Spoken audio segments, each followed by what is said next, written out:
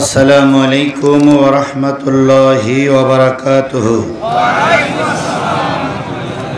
প্রাণ প্রিয় পীরগঞ্জবাসী, ভালো আছেন তো আপনারা? এখন তো সবাই ভালো আছে, এখন তারা আর কেউ বিপদে নাই। যারা বিপদ ঘটাচ্ছিল তারা চলে গেছে। জি, আমরা এখন সবাই মিলেমিশে আছি, আলহামদুলিল্লাহ, সুম্মা আলহামদুলিল্লাহ, সুম্মা আলহামদুলিল্লাহ। নাহমাদুহু ওয়া নাস্তাঈনুহু ওয়া নাস্তাগফিরুহু ওয়া নাউযু বিল্লাহি মিন শুরুরি আনফুসিনা ওয়া মিন সাইয়্যাতি আ'মালিনা। من يهده الله فلا مضل له ومن يضلله فلا هادي له ونشهد أن لا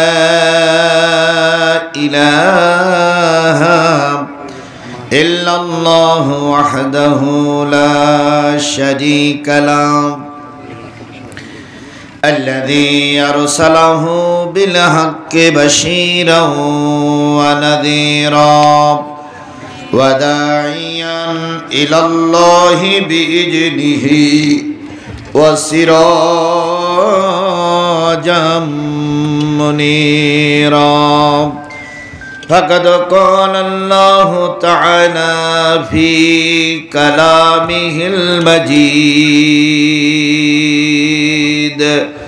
وفرقانه الحميد. أعوذ بالله من الشيطان الرجيم. بسم الله الرحمن الرحيم. وسيق الذين اتقوا ربهم إلى الجنة زمرا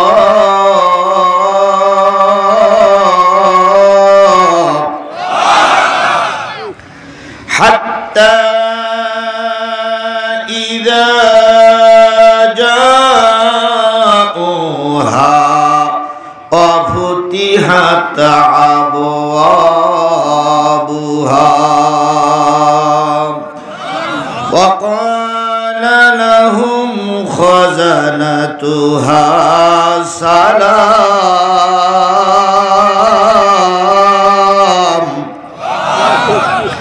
سلام عليكم طبتم فادخلوها خالدين.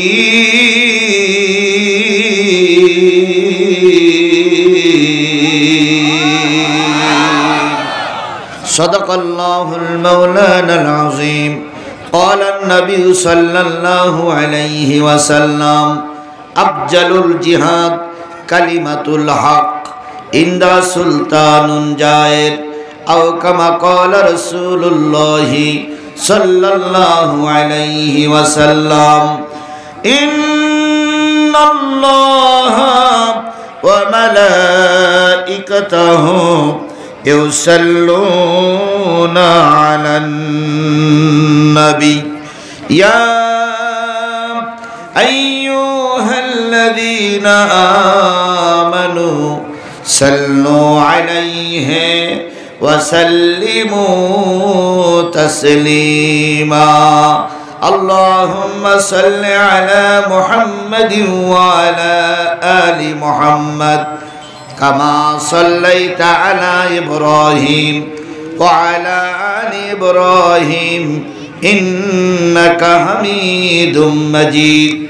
اللهم بارك على محمد وعلى آل محمد كما باركت على إبراهيم وعلى آل إبراهيم ইন্নাকা হামিদুম মাজিদ। লা ইলাহা লা ইলাহা লা ইলাহা লা ইলাহা ইল্লাল্লাহ মুহাম্মাদুর রাসূলুল্লাহ। লা ইলাহা লা ইলাহা লা ইলাহা ইল্লাল্লাহ মুহাম্মাদুর রাসূলুল্লাহ। সকলে জবান খুলে একসাথে এক বাক্যে বলছি সাল্লাল্লাহু আলাইহি ওয়াসাল্লাম। রংপুর জেলার পীরগঞ্জ উপজেলা, পীরগঞ্জ উপজেলার জলাইডাঙ্গা পশ্চিমপাড়া হাফিজিয়া মাদ্রাসা ও লিল্লা বোর্ডিংয়ের উন্নয়ন কল্পে অনুষ্ঠিত হচ্ছে চতুর্থ বার্ষিকী একদিন ব্যাপী দিনের বেলার তাফসিরুল কোরআন মাহফিল। 5ই জানুয়ারি 2025 রোজ রবিবার। আজকের এই দিনের বেলার তাফসিরুল কোরআন মাহফিলের শ্রদ্ধাভাজন স্বনামধন্য সম্মানিত সভাপতি জনাব আলহাজ মোহাম্মদ মোফাজ্জেল হোসেন, অবসরপ্রাপ্ত আরবি শিক্ষক, পীরের হাট ফাজিল মাদ্রাসা, পীরগঞ্জ, রংপুর। আজকের এই মাহফিলের সম্মানিত প্রধান অতিথি আন্তর্জাতিক খ্যাতিসম্পন্ন মুফাসসিরে কোরআন, গোটা বাংলাদেশের বক্তৃতা জগতের শ্রেষ্ঠ বক্তাদের ভিতরে অন্যতম একজন বক্তা, পীরগঞ্জের কৃতি সন্তান, বিশিষ্ট আলেমে দ্বীন, বিশিষ্ট ইসলামী চিন্তাবিদ। আমাদের আলেমদের কাছে তিনি একজন প্রিয় বড় ভাই, আপনাদের মাথার মুকুট, বিশিষ্ট ইসলামী চিন্তাবিদ জনাব হযরত মাওলানা নুরুল আমিন সাহেব দামাতুহুম বারকাতুহুমুল আলিয়া। আমাদের এই প্রিয় শায়েখকে আল্লাহ পাক জনকল্যাণমূলক কাজের জন্য আল্লাহই বাজেট করেছেন। আল্লাহ যেন তাকে সম্মানিত করে ফুলের মালা পরিয়ে আমাদের মাঝে ফিরে আসার তৌফিক দান করেন। সকলে মহব্বতের সঙ্গে বলছি আল্লাহুম্মা আমিন। সহকারী অধ্যাপক, পীরগঞ্জ ফাজিল মাদ্রাসা ও জেনারেল সেক্রেটারি, বাংলাদেশ মাজলিসুর মুফাসসিরিন। আল্লাহ পাক আমাদের সবাইকে কবুল করুক। আজকের এই মাহফিলের সম্মানিত আলোচক, সারা বাংলার জুনিয়র আজহারি নামে খ্যাত উদীয়মান তরুণ আলোচক, ইসলামী সঙ্গীত শিল্পী হযরত মাওলানা মেরাজুল ইসলাম আফ্রিদি মাহিগঞ্জ, খতিব হোসেননগর বাজার কেন্দ্রীয় জামে মসজিদ মহানগর রংপুর সহ গর্বিত মায়ের গর্বিত সন্তান শ্রদ্ধেয় ওলামায়ে হযরত। উপস্থিত আছেন পীরগঞ্জ থানার বীরাত্র ইসলামী আন্দোলন বাংলাদেশ জামাত ইসলামীর সম্মানিত থানা আমির, থানা নেতৃবৃন্দ, অন্যান্য রাজনৈতিক দলের নেতৃবৃন্দ, উপস্থিত দিনদার পরেজগার মুত্তাকি মুসলমান ভাই ও বন্ধুগণ, পর্দায় অবস্থানরতা শ্রদ্ধাশীলা মা ও বোনেরা, সকলকে নিয়ে আবারও সালাম বিনিময় করছি। আসসালামু আলাইকুম ওয়া রাহমাতুল্লাহি ওয়া বারাকাতুহু। শুকরিয়া আদায় করছি সেই মালিকের, যে মালিক হাজারো ব্যস্ততা পিছনে ফেলে রেখে শুধুমাত্র কেবলমাত্র একমাত্র আল কোরআনের মহব্বতে এই আল্লাহর গোলামদেরকে আমাদেরকে একত্রিত হওয়ার তৌফিক দান করেছেন। বলুন তো, আপনি এখানে এসেছেন আপনার ইচ্ছায় কি আপনি আসতে পেরেছেন? সবাই মিলে বলেন, আপনার ইচ্ছায় কি আপনি আসতে পেরেছেন? নিশ্চয়ই আপনাকে আমাকে কে কবুল করেছেন? এই মাহফিলের পোস্টারিং হয়েছে, মাইকিং হয়েছে, অনেকে দাওয়াত করা হয়েছে, কিন্তু সবাইকে আল্লাহ কোরআনের মাহফিলে কবুল করে নাই। আবার অনেকেই আছে আশপাশ ঘুরে বেড়াচ্ছে, তারা কোরআনের মাহফিলে আসতেছে না। তাহলে যিনি দয়া করে, মায়া করে, অনুগ্রহ করে আপনাকে আমাকে এই কোরআনের মাহফিলে কবুল করলেন, সেই মালিকের দরবারে শুকর গুজার হচ্ছি। কারোর জবান বন্ধ থাকবে না, সবাই মিলে বলছি আলহামদুলিল্লাহ। আরেকটু জোরে বলুন তো আলহামদুলিল্লাহ। আল্লাহ বলতেছেন সাব্বাহা লিল্লাহি মা ফিস সামাওয়াতি ওয়া মা ফিল আরদ ওয়া হুয়াল আজিজুল হাকীম।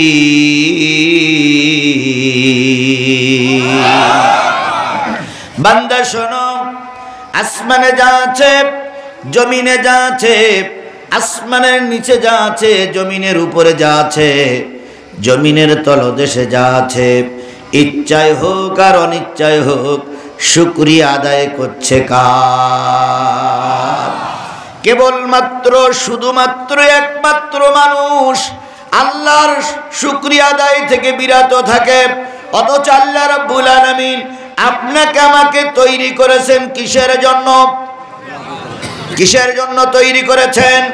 ওয়ামা খালাকুতুল জিন্না ওয়াল ইনস ইল্লা লিয়াবুদুন। আমি মানুষের জিনকে শুধুমাত্র কেবলমাত্র আমারই গোলামি করার জন্য তৈরি করেছি। কে বলেছেন? তাহলে গোলামি হবে কার? মসজিদে যে আল্লাহর গোলামি হবে, মাদ্রাসায় সেই আল্লাহর গোলামি হবে। মাদ্রাসা মসজিদে যে আল্লাহর গোলামি হবে, ইউনিয়ন পরিষদে সেই আল্লাহর গোলামি হবে। ইউনিয়ন পরিষদে যে আল্লাহর গোলামি হবে, উপজেলাতে সেই আল্লাহর গোলামি হবে। উপজেলাতে যে আল্লাহর গোলামি হবে, জাতীয় সংসদেও সেই আল্লাহর গোলামি করতে হবে। নির্দেশ কার? দ্বিতীয় বৃহত্তম মুসলিম দেশের মুসলমানেরা বলুন তো, আমাদের দেশে পরিপূর্ণভাবে স্বাধীনভাবে আল্লাহর গোলামি কি চলে? জোরে বলেন চলে? চলে না সেটা পরের কথা, কিন্তু আমরা অনেকেই ইচ্ছা করে আল্লাহর নামটা যেন ভুলেই গেছি। যেভাবেই হোক আপনি জাতীয় সংসদ সদস্য, তাই সে যে কায়দায় হোক, কি হয়েছে না? যে কায়দায় হোক আপনি হয়েছেন, যেভাবেই হোক আপনি ফুলের মালা পরেছেন, যে কায়দায় হোক আপনার এমপি ঘোষণা হয়ে গেছে। আপনি গেলেন জাতীয় সংসদে, প্রথম ফ্লোর পাইলেন, 20 মিনিট দাঁড়াইয়েই বলতেছে, মাননীয় স্পিকার আপনি আমাকে সময় দিয়েছেন বলে আপনাকে ধন্যবাদ। স্মরণ করছি হাজারো বছরের শ্রেষ্ঠ বাঙালি, জাতির পিতা অমুককে বলে না। তারপরে বলে, মাননীয় নেত্রী আপনি আমাকে সময় দিয়েছেন এই জন্য আপনাকে ধন্যবাদ। এভাবে বলতে বলতে বলতে বলতে নিজের এলাকার কথা, দলের কথা, পার্টির কথা, কর্মীর কথা, মরহুম নেতার কথা, জীবিত নেতার কথা বলতে বলতে 20 মিনিট শেষ হয়ে যায়। একটা বারের জন্য মুখে উচ্চারিত হয় না, আমাকে কেউ চিনত না পীরগঞ্জে, সেখান থেকে যেভাবেই হোক আমি এমপি হয়ে এসেছি। যে মালিক আমাকে সম্মানিত করেছে, সেই মালিকের শুকরিয়া স্বরূপ একটা বারও আলহামদুলিল্লাহ উচ্চারণ হয় না। আল্লাহ কয় এখন পল্লী ফুলের মালা, 2-4 দিন পরে বলবি জুতোর মালা। হয়েছে না? হয়নি হয়নি হয়নি হয়নি। যারা বলতেন আমরা পালাই না, আমরা পালানো জাত নই, আমরা 41 সাল পর্যন্ত থাকবো। 41 সাল, এখনো 15-16 বছর বাকি। তার আগে টুপলা টুপলি বেঁধে নিয়ে পালাইয়ে যেতে বাধ্য হয়েছে। কারণ হলো আল্লাহর শুকরিয়া আদায় করলে আল্লাহর নিয়ামত কি হয়ে যায়। আর আল্লাহর সঙ্গে গাদ্দারি করলে যত বড় ক্ষমতাসীন নেতা হও না কেন টিকতে পারবে না। কথা বলেন ঠিক না বেটি? বাংলাদেশ জামাত ইসলামের কিছু শীর্ষস্থানীয় নেতাদের ফাঁসি দিয়ে কি কায়দায় আনন্দ মিছিল করেছিল হুজুররা নাই, হুজুরদের অস্তিত্ব শেষ। এখন বিদেশের মাটি থেকে টুকি মেরে দেখো, গোটা বাংলাদেশে হুজুররা কোরআন নিয়ে বিচরণ করছে, আর তোমরা যারা পাক বাকুম করেছিল সব কটা ইঁদুরের গর্তে আত্মগোপন করেছে। এ পরিবেশ কে তৈরি করে দিলেন? এ তো পরিবেশ বিএনপি চেষ্টা করে পারিনি, এ পরিবেশ জামাত ইসলাম চেষ্টা করে পারিনি, এ পরিবেশ কে দিয়েছেন? জোরে বলেন কে দিয়েছে? 15টা বছর আন্দোলন করে বিএনপি যখন নাবিশ্বাস অবস্থা, যখন নাজেহাল হয়ে গেল, বিএনপির নেতা কর্মীরা ধারণা করেছিল এই ব্যক্তির বাচ্চা না মৃত্যুবরণ করা পর্যন্ত দেশে আর কিছু করা যাবে না। এই জন্য কিছু কিছু নেতা বাধ্য হয়ে মসজিদে গিয়ে দোয়া করতে, আল্লাহ আমরা আর পাচ্ছি না, আল্লাহ এর তুলে না। কি আমি কথাটা কি বাড়াই বললাম না ঠিক বললাম? বলেন বলেন। বাংলাদেশ জামাত ইসলামীর নেতা কর্মীরা মামলা খেয়ে হামলা খেয়ে নির্যাতিত হয়ে লাশ ফেলিয়ে যখন একটু দুর্বল প্রকাশ করছিলেন, তখন আল্লাহ বললেন তোমাদের চেষ্টা শেষ, আমার রহমত শুরু। কথা বলেন কথা বলেন কথা বলেন। আমাদের চেষ্টা যখন শেষ হয়েছে, কার রহমত নাজিল হয়েছে? 5ই আগস্টের আগে যে ছেলেরা আন্দোলন করলে দেশ স্বাধীন করলো, ওদের কোনো নাম পরিচয় আমাদের কাছে ছিল? আমরা কেউ চিনতাম না। কোথার থেকে আসলো? কলেজ পড়ুয়া কিছু ছাত্রছাত্রী, ওদের সঙ্গে যোগ দিল মাদ্রাসা পড়ুয়া কিছু ছাত্রছাত্রী, ওদের সঙ্গে যোগ দিল কিছু সাধারণ মানুষ, ওদের সঙ্গে যোগ দিল রিক্সাওয়ালা, ভ্যানওয়ালা, কুলি মজুর, প্রাইমারি স্কুলের ছাত্রছাত্রীরা যোগ দিয়ে এমন একটা আন্দোলন করতে বাধ্য হলো, এমন একটা আন্দোলন করলো, সেই আন্দোলনের মুখে স্বৈরাচার পালাতে বাধ্য হয়েছে। তাহলে পরিবেশটা কে তৈরি করে দিয়েছেন? আজকের মাহফিলে আসার সুযোগ কে দিয়েছেন? কোরআনের মাহফিল করার মতন পরিবেশ কে তৈরি করে দিয়েছেন? তাহলে যে আল্লাহ এত রহমত করে আমাদের পরিবেশ তৈরি করে দিলেন, সেই আল্লাহর শুকরিয়াটা আসতে না জোরে? কারোর জবান বন্ধ থাকবে না, সকলে মিলে বলছি আলহামদুলিল্লাহ। আরেকটু জোরে বলুন তো আলহামদুলিল্লাহ। সর্বকালের সর্বশ্রেষ্ঠ মহামানব, যার আদর্শে আদর্শিত হয়ে আমি নিজেকে মুসলিম বলে দাবি করি, সেই বিশ্ব নন্দিত নেতা জনাবে মুহাম্মদুর রাসূলুল্লাহ সাল্লাল্লাহু আলাইহি ওয়াসাল্লামের দরবারে লক্ষ কোটি দুরূদ আর সালাম। সকলে মিলে বলছি সাল্লাল্লাহু আলাইহি ওয়াসাল্লাম। আল্লাহ বলতেছেন ওমা আরসালনাকা ইল্লা রাহমাতাল লিল আলামিন।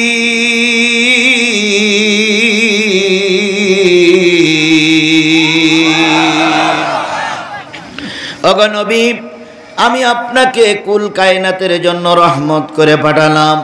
বলুন তো আল্লাহ হলেন বিশ্বের সকলের জন্য রহমত, আল্লাহ হলেন বিশ্বের সকলের জন্য রব্বুল আলামিন, আর আমার নবী সকলের জন্য রহমাতাল লিল আলামিন, তিনিও রব্বুল আলামিন, আর আমার নবীও রহমাতুল লিল আলামিন। নবী ছিলেন গোটা পৃথিবীর সকলের জন্য কি রহমত। আল্লাহর নবীর চাইতে ভালো মানুষ সমাজে কেউ ছিল? নবীর চাইতে ভালো মানুষ এখন সমাজে কেউ আছে?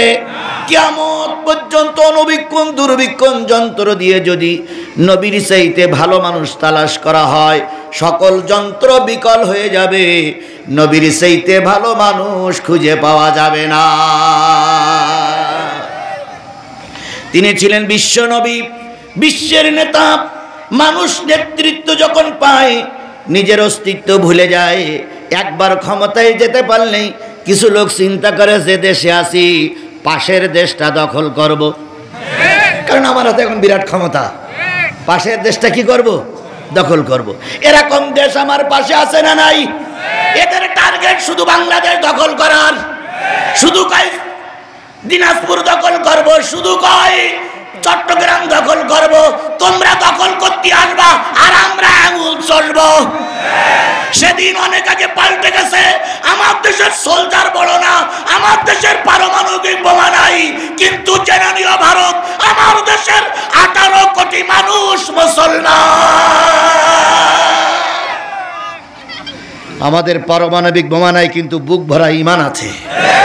আমাদের মারণাস্ত্র নেই, কিন্তু বাঁশঝাড়ের ওই যে বাঁশঝাড়ে বাঁশ আছে। আমাদের মারণাস্ত্র নেই, কিন্তু ইটির ভাটায় খ আছে। কি আছে না? যদি একবার আক্রমণ করো, ওদিকে আছে পাকিস্তান আর একদিকে আছে আফগানিস্তান, তোমার ভিতরেই আছে জম্মু কাশ্মীর। আর আমরা বাংলাদেশের সব মুসলমানগুলো যদি বাসের লাঠি আর ইটির খড়া নিয়ে তকবীর ধ্বনি দিয়ে রাস্তায় নামি, মুদির বাচ্চা ধুতি গিরে দেওয়ার সময় পাবা না।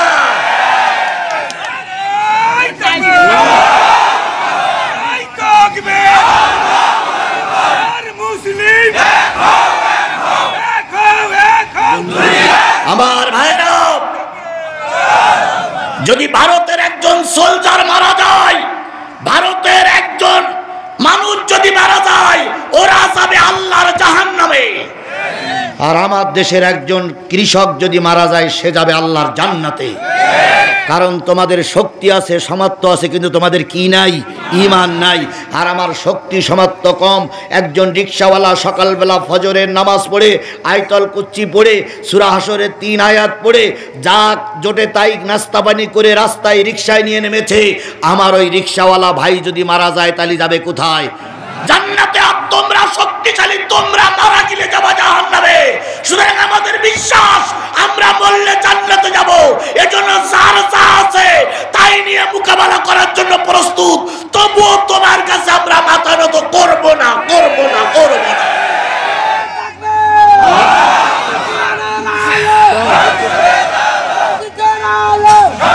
আমার ভাইরা,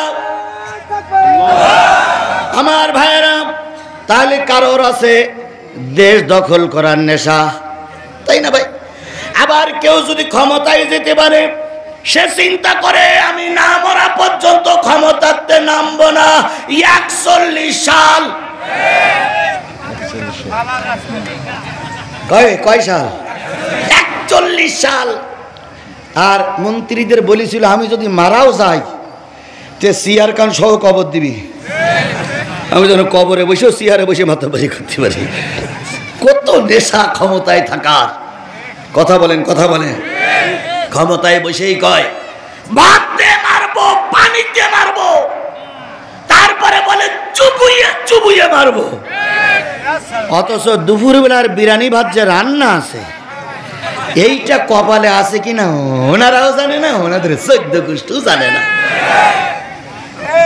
বিরিয়ানি ভাত রান্না করতেছে, আর এদিক মাঝে মাঝে খোঁজ নিচ্ছে, কি খবর? কয় ম্যাডাম, রান্না শেষ হওয়ার পথে। পুলিশের হেডের কাছে ফোন করতেছে যে ময়দান কতটুক দখলে। কয় দিছি সব ঠিক করে। হঠাৎ করে সেনাবাহিনীর প্রধান যে বলতেছে, ম্যাডাম লাইন খারাপ। ম্যাডাম বলতেছে আমার বিরিয়ানি।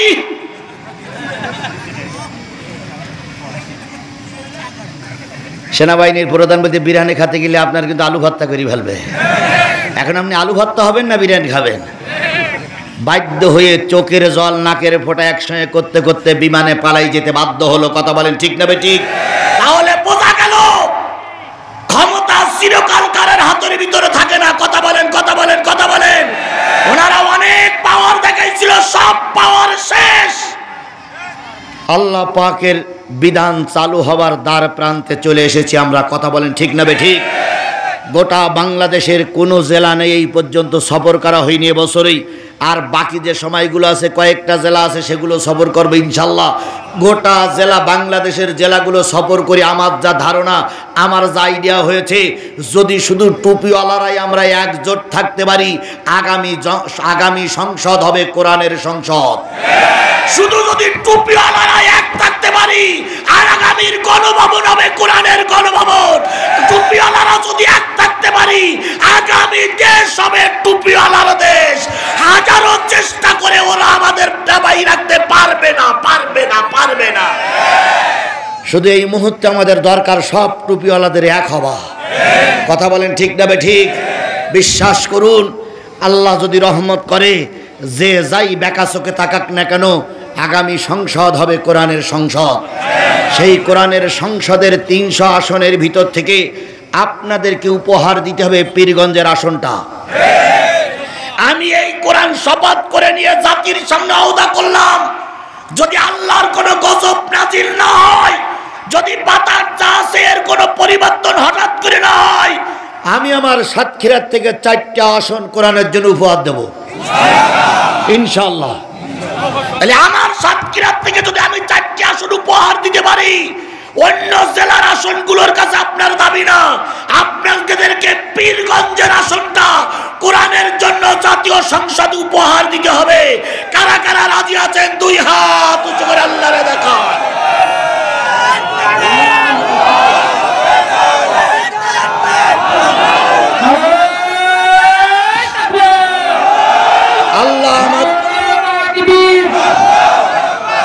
আল্লাহ আমাদেরকে ধৈর্যের সঙ্গে কাজ করে কাঙ্ক্ষিত জায়গায় পৌঁছানোর তৌফিক দান করুন।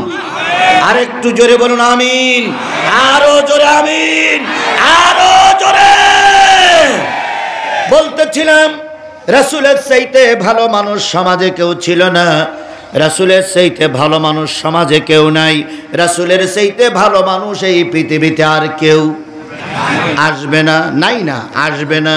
আমার ভাইরা, আল্লাহর নবী যখন পৃথিবীতে এসেছিলেন, বলুন তো রসুল কি বিরাট ধনী বংশের ভিতর দিয়ে এসেছিলেন? আমেনা বর্ণনা করেছেন, ও দুনিয়ার মানুষ, আল্লাহর নবী যখন পৃথিবীতে আসলেন, আল্লাহর নবী যখন পৃথিবীতে আসবেন, আমি আমেনা আমার পেটের ভিতরে করে নিয়ে আমি নবীকে নিয়ে শুয়ে থাকতাম ঘরের ভিতরে। মাঝরাত্রিতে ঘুম ভেঙে যেত, ঘুম ভাঙার পরে আমি চোখ মেলে দেখতাম আকাশের তারা আর আকাশের তারা আর আকাশের চাঁদ আমার সামনে দাঁড়িয়ে খেলা করতেছে।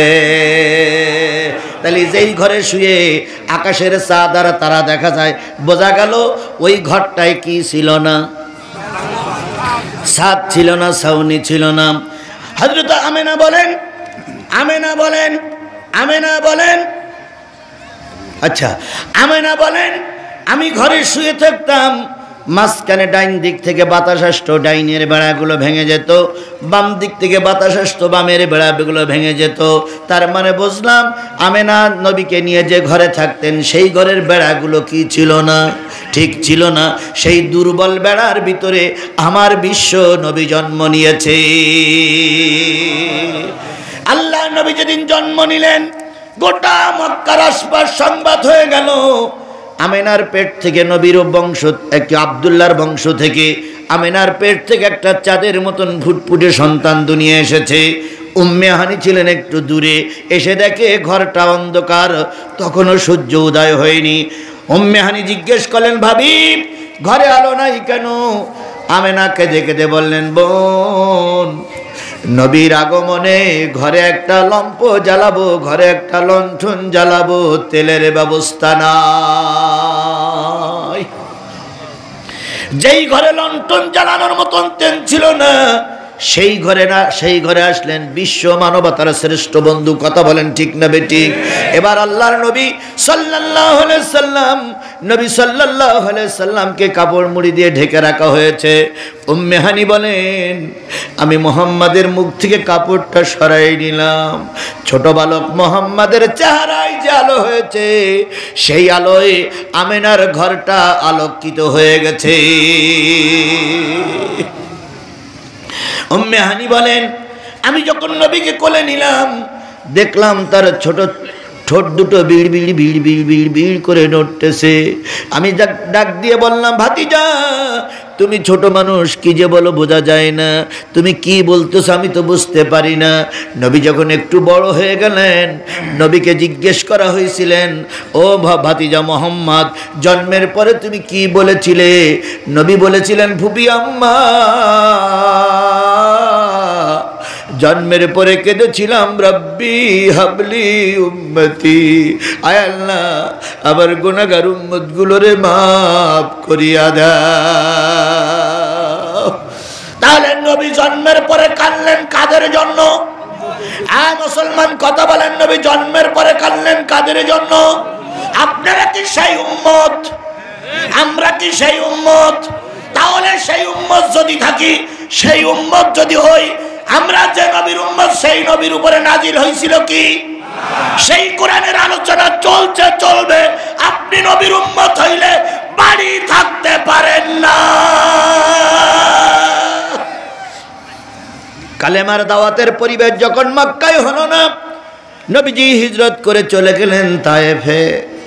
তায়েফের মানুষেরা নবীকে মারল, শুধু মারল না, তায়েফের ময়দানে নবীর লাশের পরে পাথরের স্তূপ হয়ে গেল। নবী, ওরা মনে করেছিল নবী মনে হয় মারাই গেছে। পাথরের পরে নাচানাচি করেছে আর বলেছিল কুতিলা মোহাম্মদ, কুতিলা মোহাম্মদ, মোহাম্মদ মারা গেছে। ওরা যখন আনন্দ করে চলে যায়, জায়েদ ফিরে এসে দেখে শুধু পাথর আর পাথর। রহমতের নবী, দয়ার নবীকে দেখা যাচ্ছে না। জায়েদ বলেন, আমি নবীকে না পেয়ে পাগলের মতন হয়ে গেলাম। এক সময় পাথর সরাইতে শুরু করলাম। পাথর সরানোর পর নবীকে আবিষ্কার করলাম সমস্ত শরীরে ক্ষত বিক্ষত। আল্লাহর নবী শুধু ডান হাতে মনে হয় 28টা না 29টার আঘাত ছিল, বাম হাতে এরকম, পিঠে এরকম বহু আঘাতে জর্জরিত নবী। নবীকে যখন সোজা হয়ে বসানো হলো, নবী তখন বেহুশ। জায়েদ বলেন, আমি কাঁধের পরে নবীর মাথাটা রেখে রক্তগুলো মুছে মুছে পরিষ্কার করতেছিলাম। এক ফাঁকে নবীজি চোখ মেলে তাকায় বললেন, জায়েদ, তায়েফের যুবকেরা চলে গেছেন, আশপাশে আছে। নবীজি, জায়েদ বলেন, ইয়া রাসূলুল্লাহ, ওরা মনে হয় চলেই গেছে। নবীজি বললেন, জায়েদ একটু উঁচু টিলার পরে দিয়ে দেখো ওরা চলে গেছে না আছে। দ্বিতীয়বার যদি একবার আক্রমণ হয়, আমি নবী আর হয়তো পৃথিবীতে থাকবো না। ও আমার জাতি, যে কালেমার জন্য রাসূল তায়েফে মার খেলো, সেই কালেমার দাওয়াত তুমি আর আমিও দিয়ে বেড়াচ্ছি। কথা বলেন ঠিক না বেঠিক? নবী কালেমার দাওয়াত দিয়ে মার খেয়েছে, তোমার কালেমার দাওয়াতের পরে একটা দিনের জন্য জেল হয় না, একটা মামলা হয় না। তাহলে বুঝতে হবে নবীর কালেমা আর তোমার আমার কালেমা এক হচ্ছে না। এক কালেমায় রুটি রুজি আর এক কালেমায় ফাঁসি, এক কালেমায় রুটি রুজি আর এক কালেমায় ফাঁসি। কোন কালেমায় থাকবে তুমি জানাও জগতবাসী। এক কালেমায় রুটি রুজি আর এক কালেমায় ফাঁসি। আল্লামা সাঈদীর যখন জেল ডেকে দেওয়া হলো, আমাদের দেশের কিছু হুজুরাই আনন্দ মিছিল করেছিল। আমাদের দেশের কিছু টুপিওয়ালারা আনন্দ মিছিল করে বলেছিল, নিশ্চয়ই সাঈদীর দোষ ছিল, নতুবা সাঈদী জেলে গেল কেন? এরকম কথা মৌলবী আমাদের দেশে ছিল না, এখনো তারা নাই। আপনার কথা অনুযায়ী বোঝা যায় নিশ্চয়ই রসুলের নামে, নিশ্চয়ই রসুলের দোষ ছিল, নতুবা রসুল তায়েফের ময়দানে মার খেলো কেন? তাই বোঝা যায় না, তাই বোঝা যায় না। সুতরাং কালেমার কথা বলতে গেলে রসুলের যে দশা হয়েছে তোমারও সেই দশা হতে, সবার যে হবে তা না, কিন্তু কিছু কিছু ক্ষেত্রে হতে পারে। দুইজন হুজুর দুই মসজিদ ইমামতি করে, এক হুজুরির নামে 7টা মামলা, আর এক হুজুরির নামে কোনো মামলা নাই। দুইজনে খায় শুধু আথর আর আথর, দুইজনে খেয়ে দিয়ে ভুড়ি লতাইছে কম না।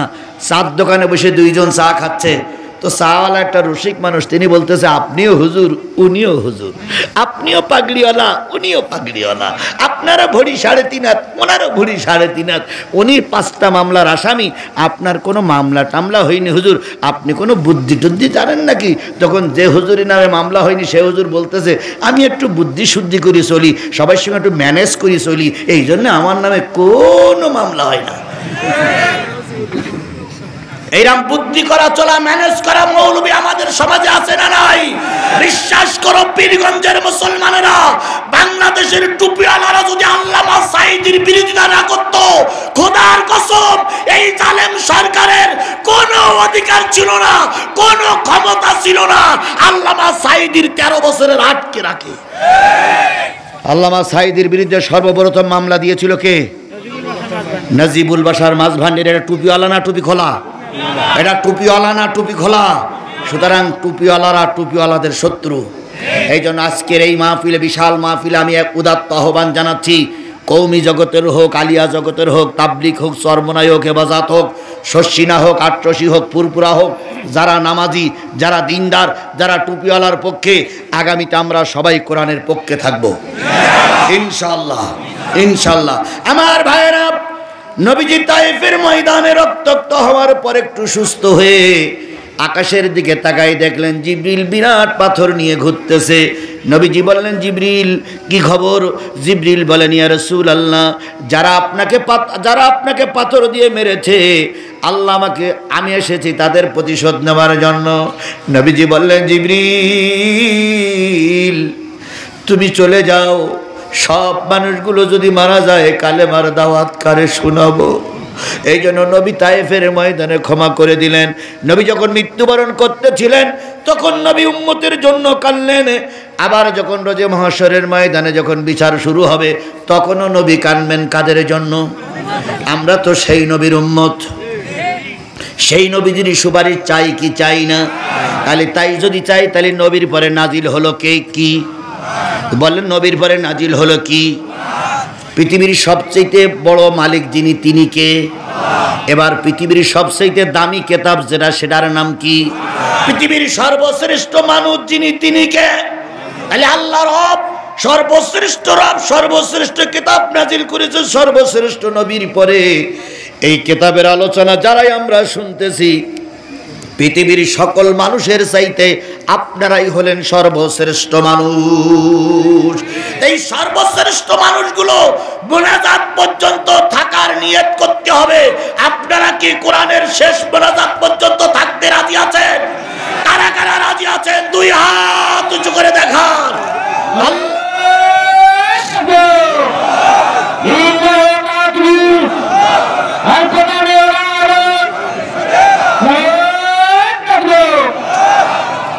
আমরা শপথ করলাম, কি শুনবো? আর আমি হাত তুলেছি, কি বলবো? তাহলে আপনিও বায়াতের কর্মী, আমিও বায়াতের কর্মী। কথা বলেন, কথা বলেন, কথা বলেন। হাত উঁচু করেছেন কোরআন শুনবেন, আর আমি হাত উঁচু করেছি কোরআন বলবো। যদি আমার মোনাজাতের আগে আপনি চলে যান, নিশ্চয়ই আপনি ওয়াদা খেলাপ করলেন। তাহলে ওয়াদা খেলাপ করলে পীরগঞ্জের মানুষ তারে কি বলে? বুঝে শুনে ফতোয়া আপনারাই দিয়ে, আমি ফতোয়া দেবো না। ওয়াদা খেলাপ করলে পীরগঞ্জের মানুষ কোরআনের ভাষায়, হাদিসের ভাষায় থেকে কি বলা হয়? আপনারা ওয়াদা খেলাপ করলে আপনারা যদি ওই হয়, আমিও যদি ওয়াদা খেলাপ করলে আমিও তাই। সুতরাং আজকে নিয়ত করতে হবে, আমাদের সবচেয়ে বড় শত্রু হলো মুয়াজ্জিন।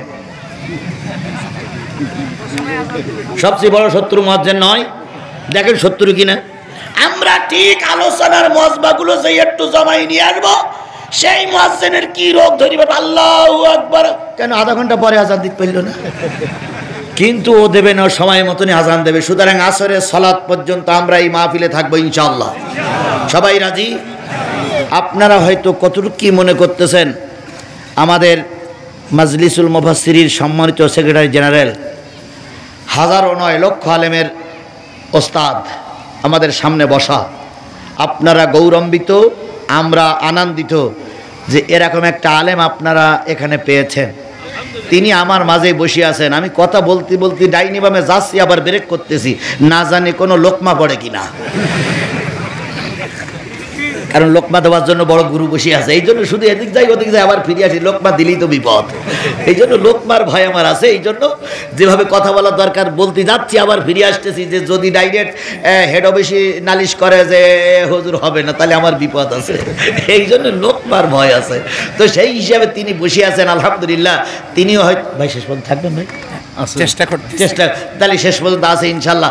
আল্লাহ ওনাকে নিয়ে আজকে মোনাজাতটা করবো ইনশাল্লাহ। আপনারা সবাই রাজি আছেন না? আল্লাহ আপনাকে আমাকে কবুল করুক, সকলে মিলে বলুন আমিন। তাহলে আপনারা ওয়াদা করেছেন, আমরা ওয়াদা করেছি, শেষ পর্যন্ত থাকবো। আমি সূরা জুমারের একটা আয়াত আর সূরা নেসার আর একটা আয়াত আর হাদিস শরীফের ছোট্ট একটা হাদিসের পরে ভিত্তি করে আলোচনা করব। আলোচনার মূল সাবজেক্ট হলো কিয়ামতের দিন জান্নাতে যাবে কারা। আলোচনার মূল বিষয় হলো কিয়ামতের দিন জান্নাতে যাবে কারা। এখন যদি বলেন যে বাংলাদেশ জামাত ইসলামীর লোক জান্নাতে যাবে, আমি ওই মতের সঙ্গে একমত হতে পারি না। কারণ কয়েকদিন আগে বিএনপির এক লিডার বলেছে যে প্রতিদিন যদি জিয়ার নাম নাও তাহলে জান্নাতে যাওয়া যাবে। নাউজুবিল্লাহ বলবেন ভাই, কারণ এখানে বিএনপির লোক অবশ্যই আছে, এখানে বিএনপির লোক থাকা অস্বাভাবিক কিছু না। কিন্তু ওনারাই বলেছে যে বিএনপির জিয়াউর রহমানের নাম প্রতিদিন নেবা, জান্নাতে যাওয়া যাবে। আচ্ছা বলুন তো, বাংলাদেশের কোন বক্তা, কোন জামাতের নেতা কর্মী কি বলেছে যে সাইদির নাম জপ করলে জান্নাতে যাওয়া যাবে? সুতরাং জামাত ইসলাম করলে জান্নাতে যাওয়া যাবে এ সার্টিফিকেট আমরা দিতে পারি না, বরং ইসলামী আন্দোলন করলেই জান্নাতে যাওয়া যাবে। আন আকিমুদ্দিন ওয়ালা তাতাফাররাকু ফিহি, দিন কায়েমের পক্ষে যারা ঐক্যজোট থাকবে তারা জান্নাতে যাবে, এ কথা আমরা বলতে পারি। কিন্তু জামাত ইসলাম জান্নাতে যাবে কথা বলার অধিকার আমার নাই। সুতরাং জামাত ইসলাম জান্নাতে যাবে কিনা আমি বলতে পারি না। এখন যদি বলেন হুজুর হেফাজত জান্নাতে যাবে, ওটাও আপনার ব্যাপার। তাবলীগওয়ালারা বলতে পারে হুজুর নিজের খাই, নিজের গাই, নিজে দাওয়াতে কাজ করি, কেন জান্নাতে যাব না? এতদিন মনে করেছিলাম লাইন ঠিক আছে, কিন্তু যেদিন নিজেরা মারামারি করে 4 জন মারা গেলেন, সেদিন থেকে মানুষ বুঝেছে আপনাদের ভিতরে মহা ভেজাল। কি বুঝেন না আমার কথা? বুঝেছেন তো? এরপরে যদি বলি আওয়ামী লীগ জাহান্নামে যাবে, ও আল্লাহ, ওনাদের নেত্রী দৈনিক 5 ওয়াক্ত করে নামাজ পড়তেন আর 30-40 রাকাত তাহাজ্জুদ নামাজ পড়তেন। ওনারা প্রায় মঞ্চে দাঁড়িয়ে বলতেন আমাদের নেত্রী 30-40 রাকাত তাহাজ্জুদের নামাজ পড়ে। 4 রাকাত নামাজ পড়তে গেলে তাই ঘাম ছুটে যায়, ওনারা 40 রাকাত করে তাহাজ্জুদের নামাজ পড়ে। তারপরে কি বলতেন যে আমাদের নেত্রী সকালবেলা উঠেই কোরআন আর জায় নামাজ খোঁজে। সেই কোরআন আর জায় নামাজ দেশ স্বাধীনের পরে এত খুঁজলাম, কোরআনও পাওয়া গেল না, জায় নামাজও পাওয়া গেল না। তো এখন জিজ্ঞেস করলাম গেল কই? আমাদের নেত্রী এত কোরআন প্রিয় আর জায় নামাজ প্রিয়, যাবার সময় কোরআন আর জায় নামাজ বকল দেওয়া করে নিয়ে চলে গেছে। তাহলে এরা যে জান্নাতি না তা তো বলতে পারবে না। আপনাদের এলাকায় সবচেয়ে জনপ্রিয় একজন নেতা আছে, তিনি হচ্ছেন হোসাইন মোহাম্মদ এরশাদ। তবে এই চাষারে আপনারা কোন চোখে দেখেন তা আমি জানি না। এই চাষা যদি আওয়ামী লীগের সাপোর্ট না করতো, আওয়ামী লীগ কিন্তু একবারও ক্ষমতায় যেতে পারত না। এখন এ চাষা জাহান্নামে যাবে কি জান্নাতে যাবে তাও আমি বলতে পারবো না। সুতরাং আমি জান্নাতে যাবে কারা, কোরআন দিয়ে দলিল দিয়ে প্রমাণ দিয়ে বুঝাই দেবো ইনশাআল্লাহ। সেই দলের ভিতরে যদি আওয়ামী লীগ থাকে আমি ঠেকাতে পারবো না, সে দলের ভিতরে যদি বিএনপি থাকে আমি বাধা দিতে পারবো না, সে দলের ভিতরে যদি ইসলামী আন্দোলন বাংলাদেশ জামাত ইসলামীর নেতা কর্মীরা সেই দলে থাকে আমি ঠেকাতে পারবো না। কথা বলেন, কথা বলেন, কথা বলেন। সুতরাং কোরআন আর হাদিস দিয়ে বললি কারোর কোনো প্রশ্ন থাকার কথা, তাহলে আমি সেই কথাটা বলবো ইনশাল্লাহ। আসরের আজানের আগ দিয়ে আপনারা কি শেষ পর্যন্ত আমার সঙ্গে থাকবেন তো ইনশাল্লাহ? যদি থাকেন বলুন তো, এই মাহফিলটা করার সময়, এই মাহফিলটা যখন হলো, যদি নুরুল আমিন ভাইকে দাওয়াত না করে 5 জন আওয়ামী লীগের ভাইকে দাওয়াত করতেন, আপনাদের কাছে কোনো টাকা চাতাম না। যদি বলেন হুজুর ওদের পরে আপনার এত মহব্বত কেন? ওরে ভাই মহব্বত না, খেয়ে ওরা তো তরমুজের মতন মোটা হয়ে আছে। ওদের 4 জনের দাওয়াত দিয়ে 4 জনকে 4 লাখ টাকা নিতাম, বা ঝামেলা মরে দিত, কারোর কাছে কোনো টাকা চাওয়া লাগতো না।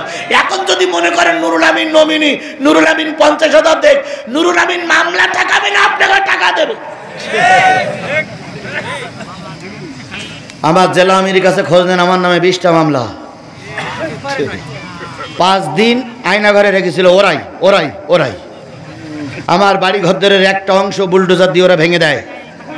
আমার মা মার খায়, আমার মেয়েটা মার খায় শুধু ওদের কাছে। এখন আমরা তো 20টা মামলার আসামি, একটা মামলার জামিন করতে গেলে 50,000 1 লাখ টাকা লেগেছে জামিন করতে। এরপরে দীর্ঘ 12-13টা বছর জেলখানার বারান্দায় শুধু আসছি গেছি, যাইছি করতে করতে এই জীবন শেষ। সুতরাং আমাদের নেতাদের কাছে দাবি করবো না তা নয়, এই মাহফিলটাকে এখানে চলুক, এটাকে আপনারা চান, সবাই মিলে চান। এখন মাহফিলে 1 লাখ টাকা খরচ হয়েছে, যদি খরচের টাকাটা ওদের হাতে তুলে দিতে না পারি, আগামী বছর বলবে ও হুজুরদের দেয়নি আর মাহফিল দেওয়ার দরকার নেই, মমতা জারিনে গান দাও। কারণ মমতা জারিনে গান দিলে কি বেশি হবে? টাকা বেশি হবে। এখন মমতাজের গান চান না কোরআনের মাহফিল চান? সবাই মিলে বলেন, কোরআনের মাহফিল চান না মমতাজের গান চান? কারা কারা কোরআনের মাহফিল টিকে থাকে একটু হাত তুলে দেখান তো, যে কারা কারা কোরআনের মাহফিল টিকায় রাখার পক্ষে। 75টা আয়াতের ভিতর থেকে আমি আপনাদের সামনে তেলাওয়াত করেছি কয়টা আয়াত? একটা আয়াত 73 নম্বর আয়াত। আল্লাহ বলতেছেন, ওয়াসিকাল্লাযীনা তাকাউ রাব্বাহুম ইলাল জান্নাতি যুমারা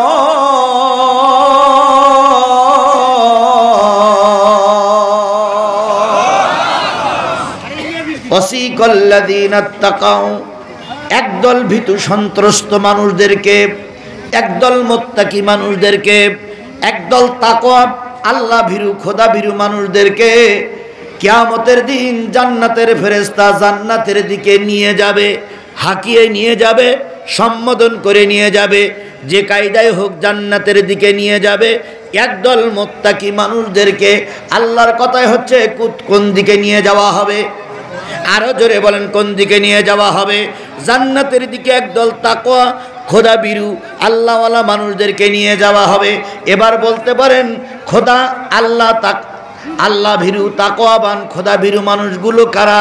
আপনি দেখবেন যেই লোকটার দিকের চেহারার দিকে তাকাইলে আল্লাহ রসুলের কথা স্মরণ পড়ে, যেই লোকটাকে দেখলে মনে হয় লোকটাও আল্লাহওয়ালা, যার চেহারার দিকে তাকাইলে আল্লাহ এবং রসুলের কথা মনে পড়ে, বাহ্যিক দৃষ্টিতে আমরা মনে করি তিনি একজন খোদা ভীরু। তাই মনে করি না ভাই? তাই তো মনে করি খোদা ভীরু। এইরকম খোদা ভীরু তাকওয়াবান পরেশগার একদল মানুষকে তাড়িয়ে নেবে, হাঁকিয়ে নেবে, অথবা সম্বোধন করে বিশেষ সম্বোধনের সঙ্গে নিয়ে যাবে কোথায়? জান্নাতের দিকে নিয়ে যাবে। ইলাল জান্নাতি ঝুমারা, জান্নাতের দিকে নিয়ে যাবে। হাত্তা ইযা জাউহা ওয়া ফুতিয়াত আবওয়াবুহা, এমনকি যখন জান্নাতের সামনে পর্যন্ত চলে যাবে জান্নাতের দরজাগুলো খুলে দেওয়া হবে। খুলে দেবে না, খুলে যাবে, খুলে যাবে, কোনো খোলাখুলি করা লাগবে না। এখানে হজ করেছেন কারা কারা? একটু হাত তোলেন তো। হজ করেছেন কারা কারা? আচ্ছা, এই যে মক্কার সামনে যে টাওয়ার বিল্ডিংটা আছে যেখানে বড় ঘড়ি, এই টাওয়ার বিল্ডিংয়ে কেউ থেকেছেন? না, থাকেননি। আমি টাওয়ার বিল্ডিংয়ে থাকিনি, আমি ওই ইব্রাহিম খলিলের আশপাশ ছিলাম, কিন্তু আমি দেখেছি টাওয়ার মসজিদ। আমার এক দিনাজপুরের এক ভাই ছিলেন, উনি আমাকে নিয়ে গেলেন। আমি দেখলাম টাওয়ার মসজিদের যে গেট, ওই গেটের সামনে যাওয়ার সাথে সাথে গেট এমনি খুলে গেল। তা আমি চিন্তা করলাম গেট খুলে গেল, গেট খুললো কে? আবার ওই ভিতরে যেয়ে যাওয়ার সাথে সাথে গেট অটোমেটিক বন্ধ হয়ে গেল। তার মানে ওই যে গেটের সামনে গেলে গেট খোলা লাগে না, গেট কি হয়ে যায়? খুলে যায়। কারণ হলো আপনার বুকের পরে একটা ওই টাওয়ার বিল্ডিংয়ের একটা টিকিট মারা আছে, আপনার কাছে ওদের একটা টিকিট আছে। এমন কায়দাকরণ করা যায় আপনি ওখানে যাওয়ার সামনে সঙ্গে সঙ্গে ওটা খুলে যাবে। জান্নাতি মানুষ যখন জান্নাতের সামনে চলে যাবে, যাওয়ার সাথে সাথে জান্নাতের দরজাগুলো কি হয়ে যাবে? খুলে যাবে। এবার ভিতরে বা আছে রেদওয়ান এবং তার গোষ্ঠী, তার দলের লোকেরা, জান্নাতি ফেরেশতারা। বাইরে আছেন জান্নাতীরা। যখন আপনারা সামনে গিয়ে দাঁড়ালেন আর ওর দরজা যখন খুলে গেল, ওদেরও দেখা যাচ্ছে, ওরাও আপনাদের দেখতেছে, আপনারাও ওদের দেখতেছেন। এইবার ওরা কি বলে দেখেন। এতক্ষণ বলে দেখা সাক্ষাৎ হয়নি, দরজা বন্ধ ছিল, আপনারা বাইরে, ওরা কোথায়? ভিতরে। এবার দরজা খুলে গেল। দরজা খুলে যাবার সঙ্গে সঙ্গে দ্বাররক্ষক ফেরেশতারা বলল, ওয়াকালা লাহুম খাজানাতুহা সালাম। যারা জান্নাতের সামনে চলে গেল, জান্নাতীরা দেখলো, ফেরেশতারা দেখলো, আপনারা দেখলেন, ফেরেশতারা সর্বপ্রথম বলবে সালাম। তাহলে জান্নাতি আর আজান দিচ্ছে না, কেরাম হইল? না না না, হ্যাঁ, ওটা ওই গ্রুপ 4টার সময় আজান। ও, আহলে হাদিস গ্রুপ? না, তাও তো না, 4:40, 3:40 হয়েছে।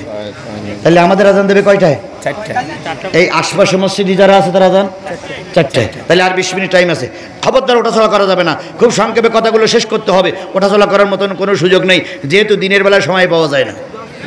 দিনের বেলায় মোটেও সময় পাওয়া যায় না, রাতের বেলায় তা আধা ঘন্টা বেশি করে দেওয়া যায়, দিনের বেলায় যাওয়া যায় না, এই জন্য খেয়াল করুন। তাহলে তার রক্ষক ফেরেশতারা জান্নাতীদেরকে বলল কি? সালাম, সালামুন আলাইকুম, তোমাদের প্রতি আল্লাহর সালাম। তিবতুম ফাদ, আমাদের পক্ষ থেকে সালাম। তিবতুম ফাদখুলুহা খালিদিন, ঢোকো এর ভিতরে শান্তি সহকারে, সারা জীবন এখানে থাকবে। তোমাদের নামে আর কেউ মিথ্যা মামলা দেবে না, তোমাদের আর কেউ ঘর থেকে বের করে নেবে না, তোমাদের আর কেউ তোমাদের পিছনে আর লাগবে না। এখন তোমরা অনন্তকাল সেখানে থাকবে। এবার বলুন তো, জান্নাতি মানুষেরা দাঁড়িয়ে আছে, সালাম দিল ফেরেশতারা, তাহলে আপনারা মুখোমুখি। এখন প্রশ্ন, মুখোমুখি ওই ফেরেশতাদের সামনে, মুখির সামনে দাঁড়িয়ে আছে যারা, তারাই কারা? তারা কি আওয়ামী লীগের লোক? কি করে বুঝলেন না? কে বলেছে আওয়ামী লীগের লোক জাহান্নামে যাবে? বলেন, কোরআন বলেছে? সেটাও বলতেছেন না, আবার আগে বললেন না, তাহলে কোনটা সঠিক? হ্যাঁ সেইটা কোরআন বলুক, আমি বললেও হবে না, আমি বললেও বিতর্ক থেকে যাবে। আমিও যদি বলি তাও বিতর্ক থেকে যাবে, নুরুল আমিন বললে বিতর্ক থাকবে, আল্লাহ বললে বিতর্ক থাকবে না। তাহলে জান্নাতের সামনে একদল দাঁড়িয়ে আছে, ফেরেশতারা সালাম দিয়ে বলল তোমরা কারা? এবার সামনের সারিতে বলল আমরা এরাই। দ্বিতীয় তৃতীয় চতুর্থ সারি, 4 সারি লোক দাঁড়িয়ে আছে। এবার কোরআনের কাছে প্রশ্ন করুন, কোরআন যদি বলি আমলিগ জান্নাতে যাবে না, তাহলে কিন্তু আমলিগের লোকেরা খেপে যাবে। যদিও বলি জাতীয় পার্টির লোকেরা জান্নাতে যাবে না, জাতীয় পার্টির লোক খেপে যাবে। যদি বলি বিএনপির লোক জান্নাতে যাবে না, বিএনপির লোক খেপে যাবে। যদি বলি জামাত ইসলামের লোক জান্নাতে যাবে না, জামাত ইসলামের লোক খেপে যাবে। যদি বলি হেফাজতের লোক জান্নাতে যাবে না, হেফাজতের লোক খেপে যাবে। যদি বলি তাবলীগের লোক জান্নাতে যাবে না, তাবলীগ খেপে যাবে। ও কোরআন তুমি বলে দাও কারা জান্নাতে যাবে? এবার কোরআন উত্তর দিচ্ছে, আল্লাহ পাক কোরআন উত্তর দিচ্ছে, وَمَن يُطِعِ اللَّهَ وَالرَّسُولَ فَأُولَئِكَ مَعَ الَّذِينَ أَنْعَمَ اللَّهُ عَلَيْهِمْ مِنَ النَّبِيِّينَ وَالصِّدِّيقِينَ وَالشُّهَدَاءِ وَالصَّالِحِينَ।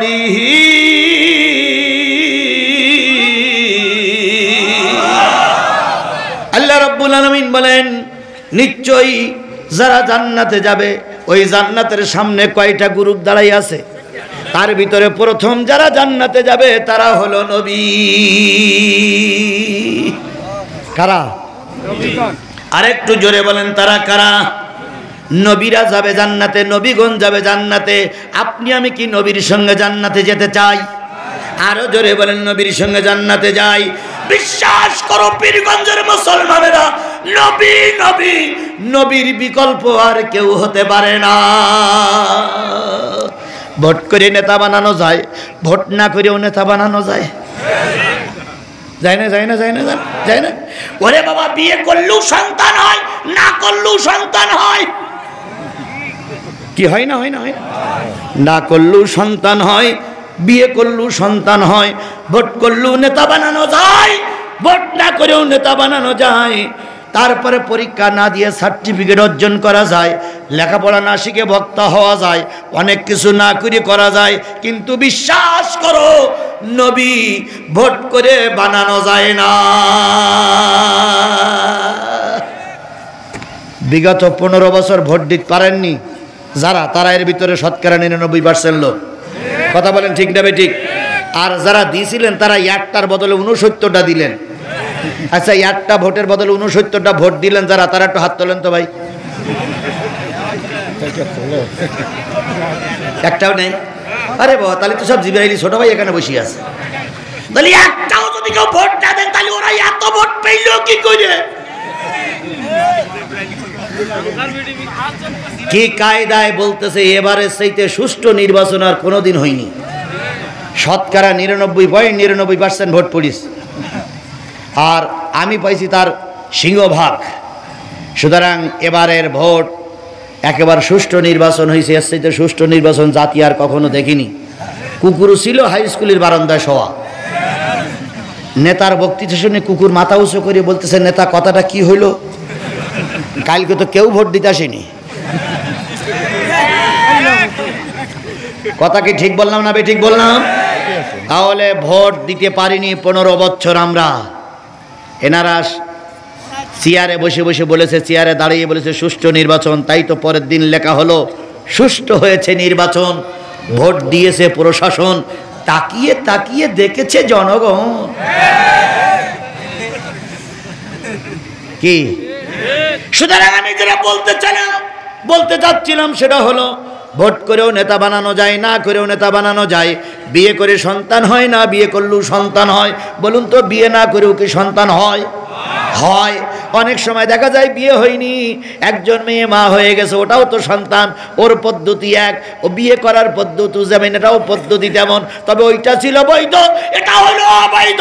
ঠিক তদ্রূপ ভোট করে যারা নির্বাচন হবে, তারা হলো বৈধ সন্তানের মতন, আর ভোট ছাড়া যারা জনগণের ক্ষমতার মস্তদে বসবে এটা হলো অবৈধ মায়ের অবৈধ সন্তানের মতো। বাপ ছাড়া সন্তান হয়েছে কামেল পাস, বাপ ছাড়া সন্তান হয়েছে কি পাস? কামেল পাস। মসজিদে ইন্টারভিউ দিতে গেছে, ভালো করে বোঝেন, মসজিদে ইন্টারভিউ দিতে গেছে, তখন মসজিদের কমিটির লোক বলতেছে, হুজুর আপনার আব্বার নাম কি? তা বলতেছে আমার আব্বার নাম কি? তা আমার মা বলেছিল তোর আব্বার নাম আমি জানি না। হুজুর আপনার আব্বার নাম জানেন না? মানে আমার আব্বা, আমি যখন জন্ম নিলাম তখন আমার আব্বা যে কে আমার মা বলতে পারে না, অনেকগুলো আব্বা ছিল নাকি? আচ্ছা বলেন, ও হুজুর যদি কামেল পাশও হয় আর ওর মাথায় যদি বিরাট পাগড়ি হয়, শরিয়াতে যাচ্ছি না আমি, আপনারা কমিটির সদস্য আপনারা করে ইমামতি করতে দেবেন? আরে শরিয়াতের ব্যাপারটা আলাদা, কিন্তু আপনারা কি ইমামতি করতে দেবেন? ঠিক তাই যদি না হয়, শুধুমাত্র সব ঠিক আছে, বাবা ঠিক নাই বলে তার ইমামতি করতে দিলেন না, তাহলে যেই লোকটা বিনা ভোটে এমপি হলো, বিনা ভোটে ক্ষমতায় গেল, 3 লক্ষ 4 লক্ষ মানুষের নেতা হয়ে গেল, ওই লোকটার কোন অধিকারে আল্লামা সাঈদীর বিচার করে? ওরা ছিল অবৈধ, ওদের কোনো অধিকার ছিল না আল্লামা সাঈদীর বিচার করার। ওদের কোনো অধিকার ছিল না নিজামী সাহেবের বিচার করে ফাঁসি দেওয়ার। কথা বলেন ঠিক না বেঠিক? কারণ ওরা জাতি তো অবৈধ, সুতরাং ওরা অবৈধ নেতা। এই অবৈধ নেতার মাধ্যমে আল্লামা সাঈদীর বিচার হয়েছে।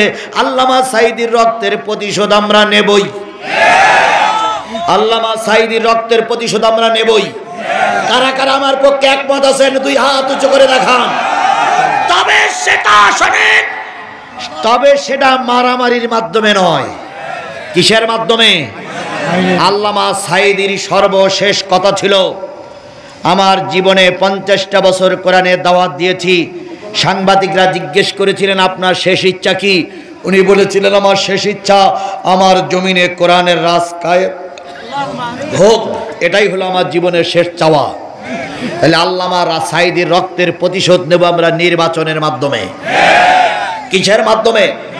সাঈদীর অনুসারী, সাঈদীর পক্ষে যারা কাজ করবে আমরা তাদেরকে ভোটের আগের থেকে চেষ্টা করে ফুলের মালা পরিয়ে এদেরকে জাতীয় সংসদে পাঠিয়ে জাতীয় সংসদে ভোটারের মাধ্যমে, আইনের মাধ্যমে ওই সাঈদের রক্তের প্রতিশোধ দেবই দেবই দেব।